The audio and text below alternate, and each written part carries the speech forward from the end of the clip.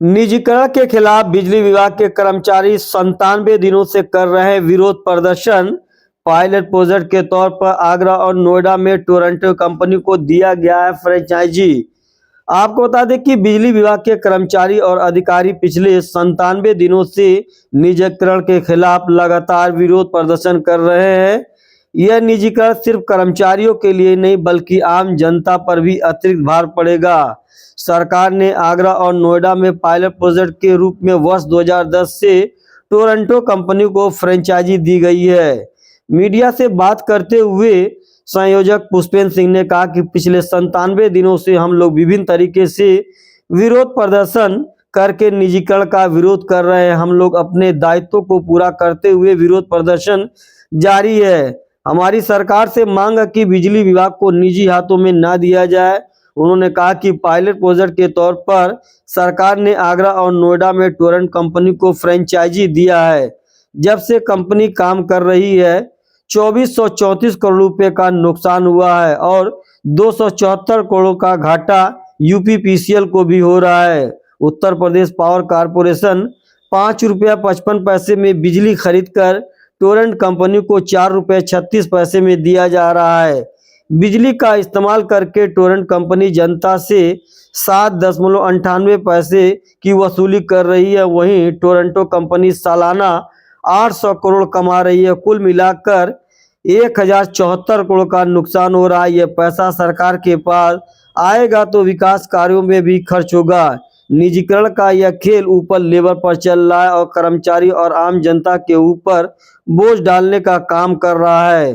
सरकार अगर निजीकरण को वापस नहीं लेती है तो 26 जून को राष्ट्रव्यापी हड़ताल किया जाएगा। निजीकरण को लेकर कितने दिनों से आप लोग का विरोध प्रदर्शन चल रहा, कब तक ये चलेगा?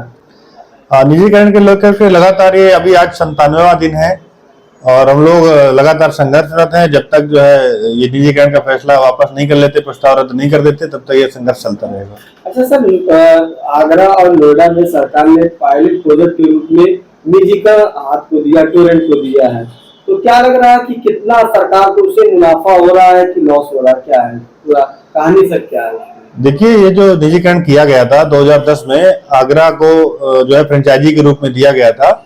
और फ्रेंचाइजी वो होती है कि उसको जो है एक लाइसेंस दे दिया गया है उस शहर को चलाने के लिए, लेकिन जो उसका डिस्कॉम है वो दक्षिणांचल ही है, दक्षिणांचल डिस्कॉम के अंतर्गत ही वो आता है।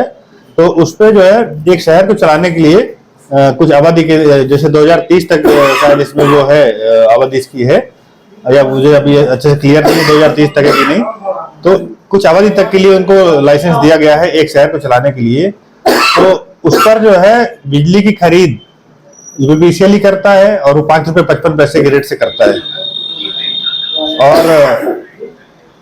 टोरंटो पावर को ₹4.36 के रेट से दे रहा है। तो इस तरह से लगभग ₹1.25 प्रति यूनिट कम रेट में बिजली दे रहा है।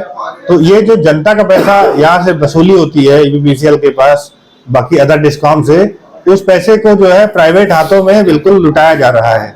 तो इससे लगभग साल भर में हमारा 274 करोड़ का नुकसान हो रहा है। ये सिर्फ नुकसान है, लाभ तो है नहीं, ये हमारा हम पैसा उस पर लगा रहे हैं टोरंटो पर। और इस तरह से देखें तो हमारा अभी 2010 से अभी तक में 24 से 34 करोड़ का नुकसान जो है यूपीपीसीएल झेल चुका है। और दूसरी बात ये कही जाए, वो ₹7.98 के रेट से वहां उपभोक्ताओं से वसूली कर रहा है। तो इस तरह से 800 करोड़ रुपए प्रति वर्ष फायदा भी कमाता है।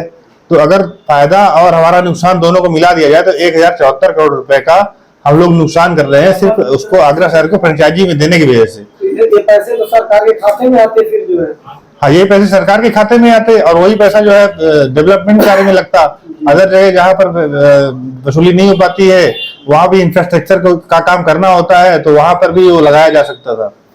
तो इसका मतलब निजीकरण के हाथों में देना पूरी तरीके से गलत है। निजीकरण तो बिल्कुल पूरी तरह से गलत है, जनता के साथ बिल्कुल छल है। सरकार को जनता के हितों को ध्यान में रखते हुए निजीकरण के प्रस्ताव को पूरी तरह से रद्द करना चाहिए। कर्मचारी भी जो है सरकार के ही अंग होते हैं, तो कर्मचारियों का भी हितों का ध्यान रखना चाहिए, क्योंकि जब भी प्राइवेट कंपनियां आती हैं ये सबसे पहले अपने फायदे के लिए कर्मचारियों को छटनी शुरू कर देती हैं और सस्ते दामों पर जो है इनको मैन पावर जो है एकत्रित करके फिर उनसे काम करवाती हैं। जी। तो ये आगे की क्या रणनीति आप लोग की होगी, क्योंकि सर लंबे दिन हो गए हैं।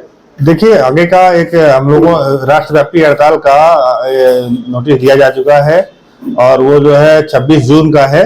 तो अभी इतना पर्याप्त समय है। सरकार अगर इस दौरान जो है इन चीजों को समझ जाती है, प्रबंधन समझ जाता है और इस प्रस्ताव को वापस कर लेता है, तो इस तरह की फिर कोई हड़ताल नहीं होगी। अगर नहीं ये सब मानते हैं तो राष्ट्रव्यापी हड़ताल है और ये हड़ताल आगे कंटिन्यू भी रह सकती है।